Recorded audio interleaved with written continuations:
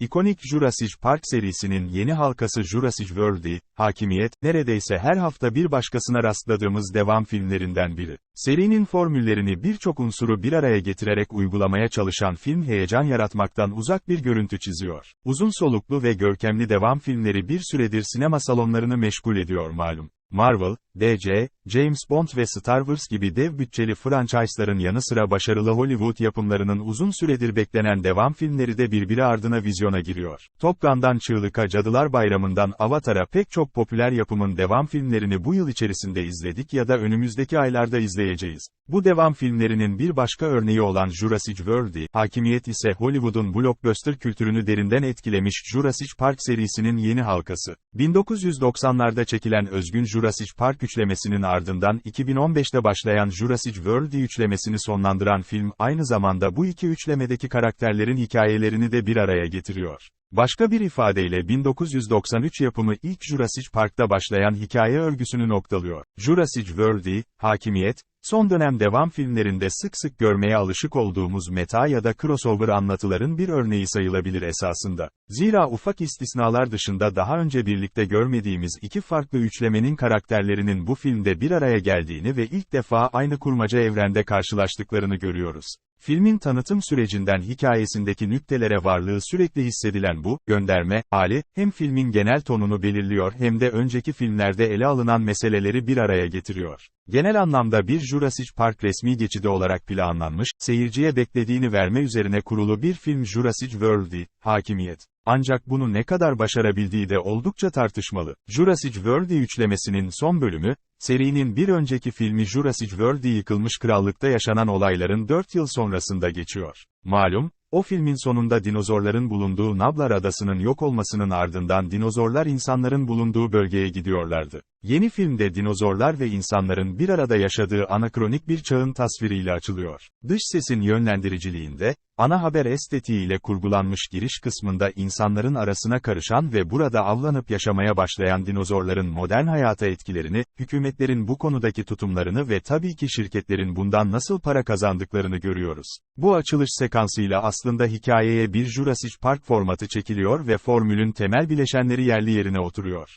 Dinozorlar dünyanın belli bir noktasına sınırlandırılmış durumda ve kahramanlarımız bir şekilde o kapalı alana girip eski dostlarımızla yüzleşecekler. Açgözlü bir şirketin dinozorları kendi amaçları uğruna sömürmesi ve vahşi dinozorların insanları avlama dürtüsü arasında gidip gelen bir dünyayı kurtarma hikayesi anlatıyor Jurassic World, Hakimiyet. Neredeyse serinin geri kalan tüm filmlerine benzer şekilde. Jurassic World Hakimiyet iki üçlemeyi bir araya getirirken temelde anlatısını ikiye bölüyor. Filmin çözüm aşamasına kadar birbirine temas etmeyen iki farklı hikaye akışını takip ediyoruz.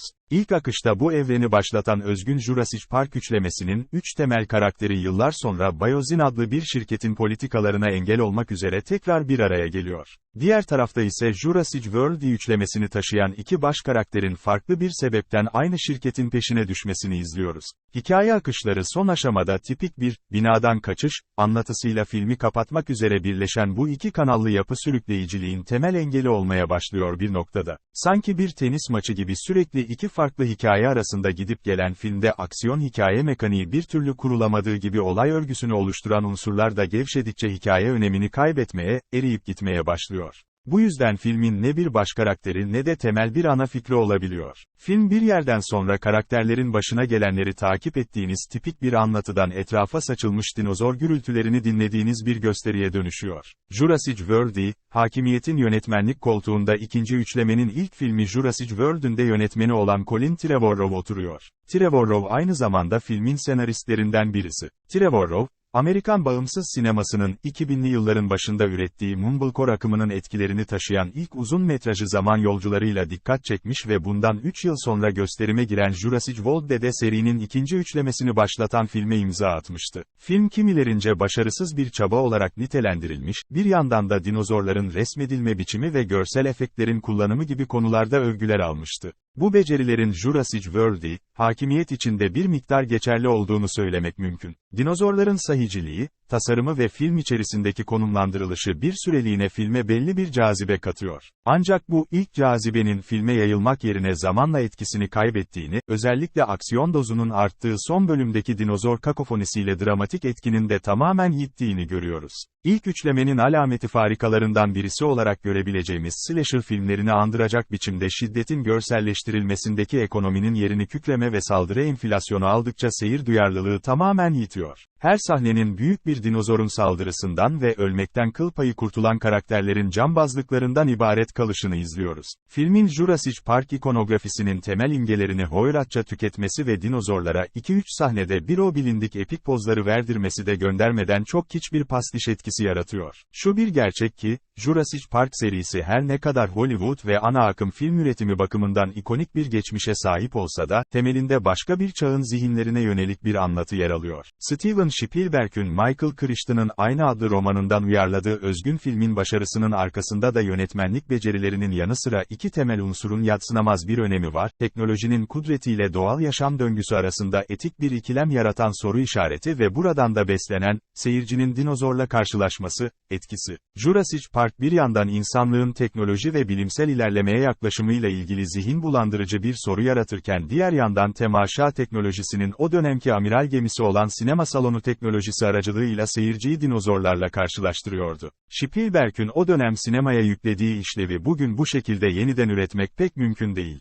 Bir IMAX perdesinde de telefon ekranında da olsa teknolojinin nimetleriyle oluşturulmuş bir dinozoru görmenin kendisi pek bir şey ifade etmiyor artık. Jurassic World, hakimiyetin bu perdede karşılaşma etkisini eski karakterleri dahil ederek sağlamak istediği kesin, fakat bu artık o kadar şaşırtıcı bir fikir de değil. Öyle ki Jeff Goldblum'un mırıldandığı sarkastik şakalarda, Sam Neill'in çektiği vakur Clark'larda nostaljiden çok acıma duygusu uyandırıyor insanda. Öte yandan filmde temas edilen bir başka konu olan, insanlığın doğa ve yeryüzüyle ilişkisi ise hiç olmadığı kadar güncel olmasına rağmen 1990 yılındaki sorulardan çok daha fazlasına muhtaç durumda. Jurassic World, hakimiyetin Spielberg ve Crichton'ın sorduğu soruların üzerine bir şeyler koyma çabasında olduğunu söylemek bile pek mümkün değil. Jurassic Park filmlerinin ilk filmin formülünü neredeyse tamamen tekrarlayan yapısını düşünürsek bu serinin günümüze dair yeni bir şey söyleme ihtimali de geçerliliğini yitirmiş durumda. İkinci üçlemenin bu temaşa kültürünü yeni dönem kapitalist parametrelere uygulama tercihi ilk etapta bir miktar ilgi çekici duyulmuş olabilir, ancak yine aynı formüllere dönme ısrarıyla gelinen nokta artık tüm malzemesini tüketip hazmetmiş, yalnızca posasından ibaret bir fikir görünümü veriyor. Özellikle Yıkılmış Krallık'ta bir miktar merkeze çekilmeye çalışılan, dinozorların insanların yaşam alanına girmesiyle son filmde iyice bir görünür olan insanlığın gezegenle ilişkisine dair ilginç malzemeler ise bu formüle geri dönmek adına heba ediliyor. Jurassic World,